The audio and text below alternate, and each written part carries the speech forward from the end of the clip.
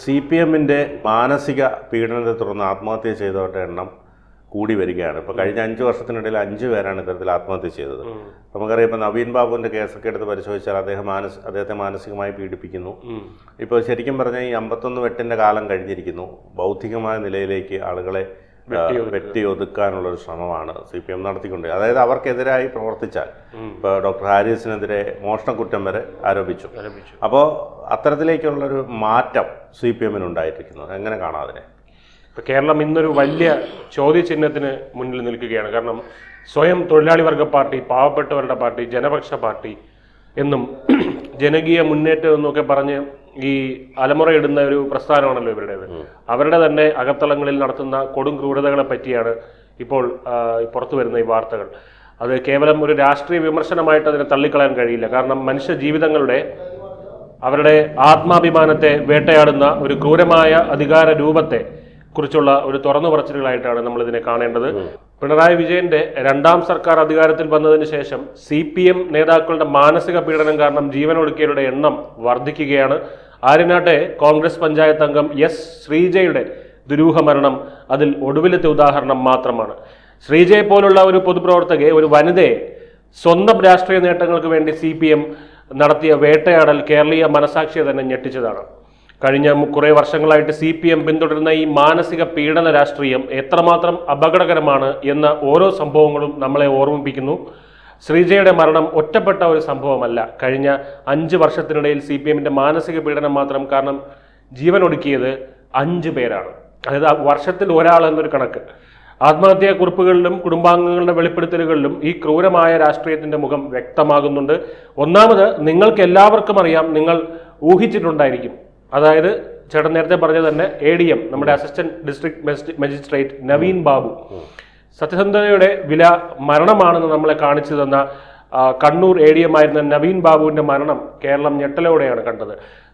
സത്യസന്ധനും കാര്യക്ഷമനുമായ ഒരു ഉദ്യോഗസ്ഥൻ കണ്ണൂരിൽ നിന്നും പത്തനംതിട്ടയിലേക്ക് സ്ഥലം മാറ്റം കിട്ടി വളരെ സന്തോഷത്തോടെ സ്വന്തം നാട്ടിലേക്ക് യാത്രയയപ്പ് ചടങ്ങിലെത്തുകയാണ്. അവിടെ നവീൻ ബാബുവിനെ കാത്തിരുന്നത് CPM-ന്റെ ഒരു പ്രതികാരമായിരുന്നു. ക്ഷണിക്കാതെ എത്തിയ കണ്ണൂർ ജില്ലാ പഞ്ചായത്ത് പ്രസിഡന്റ് PP ദിവ്യ നവീൻ ബാബുവിനെതിരെ ഗുരുതരമായ അഴിമതി ആരോപണങ്ങൾ പരസ്യമായി ഉന്നയിക്കുന്നു. ഈ ഉദ്യോഗസ്ഥന്റെ ആത്മാഭിമാനത്തെ ചോദ്യം ചെയ്യുന്നതായിരുന്നു ആ വാക്കുകൾ. അതിനായി ആ കളക്ടറും ഒത്താശ ചെയ്യുന്നു. പൊതുവേദിയിൽ അപമാനിതനായി നവീൻ ബാബുവിന് ആ ഒരു മാനസിക ആഘാതം താങ്ങാനായില്ല. തൊട്ടടുത്ത ദിവസം തന്നെ അദ്ദേഹത്തെ കണ്ണൂരിലെ ക്വാർട്ടേഴ്സിൽ മരിച്ച നിലയിൽ കണ്ടെത്തുകയായിരുന്നു. ഒരു രാഷ്ട്രീയ നേതാവിന്, ഒരു ഉദ്യോഗസ്ഥനോട് ഇത്രയധികം പകയുണ്ടാകുന്നത് എന്തുകൊണ്ടാണ്? അതാണ് ഏറ്റവും വലിയ ചോദ്യം.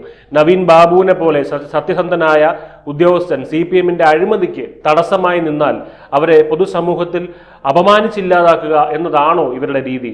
ഈ സംഭവം വെളിവാക്കുന്നത് CPM-ന്റെ രാഷ്ട്രീയ പ്രതിരോധം വ്യക്തിപരമായ ആക്രമണങ്ങളിലേക്ക് എത്രമാത്രം അധപ്പതിച്ചു എന്നാണ്. ഇത് അധപ്പതിച്ചു എന്ന് പറയുന്നെങ്കിലും ഇതിലൊരു മാറ്റം സംഭവിച്ചു എന്ന് വേണം നമ്മൾ പറയാൻ. നേരത്തെ പറഞ്ഞ പോലെ ഈ 51 വെട്ടിന്റെ രാഷ്ട്രീയം അന്നും അവർക്കുണ്ടായിരുന്നു. അഭിപ്രായ വ്യത്യാസങ്ങളുടെ പേരിൽ വെട്ടി ഒതുക്കുകയായിരുന്നു നേരത്തെ ചെയ്തുകൊണ്ടിരുന്നെങ്കിൽ ഇപ്പോൾ അവരത് ചെയ്യുന്നത് മറ്റൊരു രീതിയിലാണ്, സ്ട്രാറ്റജിയിലാണ് മാറ്റം സംഭവിച്ചിരിക്കുന്നത്. ഇത് വെറും ഒരു രാഷ്ട്രീയമായിട്ട് അല്ലെങ്കിൽ വിമർശനമായിട്ട് നമുക്കിതിനെ കണക്കാക്കാൻ സാധിക്കില്ല. കാരണം അധികാരത്തിന്റെ ഹുങ്കിൽ ഒരു വ്യക്തിയെ മാനസികമായി ഇല്ലാതാക്കുന്ന കൊലപാതകം തന്നെയാണ് നവീൻ ബാബുവിന്റെ മരണമെന്ന് നമുക്ക് പറയേണ്ടി വരും. രണ്ടാമത്തത്, വെറും ആത്മഹത്യ ആയിരുന്നില്ല, CPM നടത്തിയ കൊലപാതകം തന്നെയായിരുന്നു പെരുന്നാട് ബാബുവിൻ്റെതും. സ്വന്തം പാർട്ടിയുടെ ഇടുക്കി പെരുന്നാട്ടിലെ CPM പ്രവർത്തകൻ ബാബുവിന്റെ ആത്മഹത്യ ഇത് മറ്റൊരു ഉദാഹരണമാണ് ഇവരുടെ ക്രൂരതയുടെ. CPM-ന്റെ പ്രാദേശിക നേതാക്കളായ PS Mohanan, ward member Robin എന്നിവരുടെ പേരെടുത്ത് പറഞ്ഞുകൊണ്ടാണ് ബാബു ജീവനൊടുക്കിയത്. ഒരു ബസ് വെയിറ്റിംഗ് ഷെഡ് നിർമ്മിക്കാൻ പഞ്ചായത്ത് പ്രസിഡന്റിന്റെ നേതൃത്വത്തിൽ സ്ഥലമെടുക്കാനായി ശ്രമിച്ചപ്പോൾ അതിനെ എതിർത്തതിന്റെ പേരിൽ ബാബുവിന് നേരിടേണ്ടി വന്നത് കടുത്ത ഭീഷണികളാണ്. സ്വന്തം പാർട്ടിയിലെ നേതാക്കൾ തന്നെ മാനസികമായി പീഡിപ്പിച്ച് ആത്മഹത്യയിലേക്ക് തള്ളിവിട്ടപ്പോൾ ബാബുവിന്റെ ആത്മഹത്യക്കുറിപ്പിലെ വാക്കുകൾ കേരളത്തിലെ CPM രാഷ്ട്രീയത്തിന്റെ ക്രൂരമുഖമാണ് തുറന്നു കാട്ടിയത്. സാധാരണക്കാരായ പാർട്ടി പ്രവർത്തകർക്ക് പോലും CPM നേതൃത്വത്തിന്റെ അക്രമങ്ങളിൽ നിന്ന് രക്ഷയില്ല എന്ന് ഈ സംഭവം അടിവരയിട്ട് പറയുകയാണ്. മൂന്നാമത്, ആശാ വർക്കറായ ഒരു സ്ത്രീയാണ്. അവരുടെ പേരും ആശ എന്ന് തന്നെയാണ്. നേതൃത്വത്തിന്റെ നിസ്സംഗത തന്നെയാണ് ഇവിടെ കാണിക്കുന്നത്. നെയ്യാറ്റിൻകരയിലെ CPM പ്രവർത്തകയും ആശാ വർക്കറുമായിട്ടുള്ള ആശയുടെ ആത്മഹത്യയും സമാനമായ കാരണങ്ങളാലാണ്.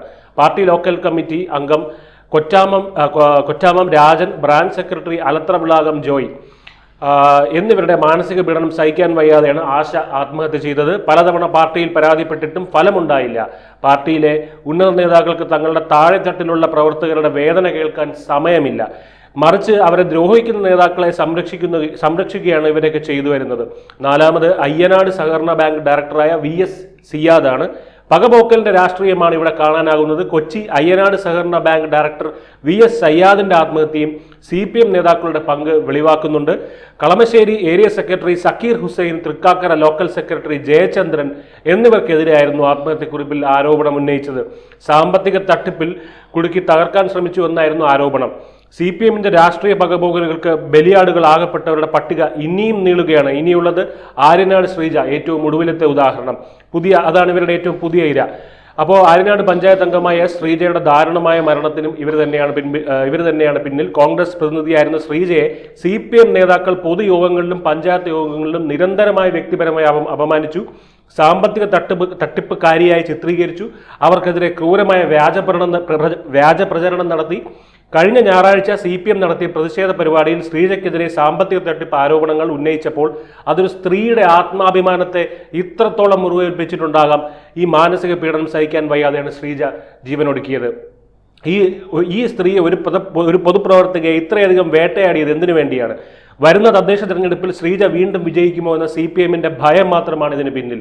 രാഷ്ട്രീയമായി നേരിടാൻ ശേഷിയില്ലാതായപ്പോൾ ഒരു വ്യക്തിയുടെ ആത്മാഭിമാനത്തെ, സ്ത്രീയല്ലേ, അപ്പോൾ അവർ പെട്ടെന്ന് തകർന്നു പോകുമെന്ന് കരുതി അങ്ങനെ തകർത്ത് മാനസികമായി ഇല്ലാതാക്കുക എന്ന ഹീനമായ തന്ത്രം CPM ആവർത്തിക്കുകയായിരുന്നു. CPM എപ്പോഴും കൊലപാതക രാഷ്ട്രീയത്തിന്റെ വക്താക്കളായിരുന്നു. ഇപ്പോൾ അവർ ഈ സ്ട്രാറ്റജി മാറ്റിയിരിക്കുകയാണ് നമ്മൾ കാണുന്നത്. നമ്മൾ ഡോക്ടർ ഹാരിസിനെതിരെയും നമ്മൾ കണ്ടിരുന്നു ഇത്തരത്തിൽ അല്ലെ ഒരു മോഷണ കുറ്റം. അതെ. ഇപ്പം ഈ പറഞ്ഞതുപോലെ ഡോക്ടർ ഹാരിസ് അദ്ദേഹം ഒരു നിലവിലുള്ള സിസ്റ്റത്തിനെതിരെയാണ് പ്രതികരിച്ചത്. കാരണം കേരളീയ പൊതുസമൂഹത്തിന് വേണ്ടി പാവപ്പെട്ടവരായിട്ടുള്ള രോഗികൾക്ക് വേണ്ടിയാണ് അദ്ദേഹം പ്രതികരിച്ചത്. പക്ഷേ അദ്ദേഹത്തെ നിരന്തരം വേട്ടയാടുന്നൊരു സമീപനം സർക്കാരിൻ്റെ ഭാഗത്തു നിന്നും ആരോഗ്യമന്ത്രിയുടെ ഭാഗത്തു നിന്നും, ഒപ്പം അദ്ദേഹത്തിന് മോഷണക്കുറ്റം വരെ ആരോപിച്ചു. അദ്ദേഹം ലക്ഷങ്ങൾ പുറത്ത് വാങ്ങാമായിരുന്നിട്ടും അദ്ദേഹം പൊതുജനങ്ങളെ സേവിക്കുന്നതിന് വേണ്ടി അദ്ദേഹം ഗവൺമെൻറ് ആശുപത്രി തന്നെ സെലക്ട് ചെയ്തു. അവിടെ നന്നായി അദ്ദേഹം ജോലി ചെയ്തു. പക്ഷേ അദ്ദേഹം അവിടുത്തെ സംവിധാനം, സ്വന്തം മകൻ്റെ പ്രായമുള്ള ഒരാൾക്ക് ശസ്ത്രക്രിയ നടത്താൻ പറ്റാത്തതിൻ്റെ മനോവേദനയിൽ അദ്ദേഹം ഫേസ്ബുക്കിൽ എഴുതിയതാണ്. അതിനെപ്പോലും ആ രീതിയിലാക്കി മാറ്റി വളരെ മാനസികമായി പീഡിപ്പിക്കുന്നൊരു നിലയിലേക്ക് എത്തിച്ചിരിക്കുകയാണ്.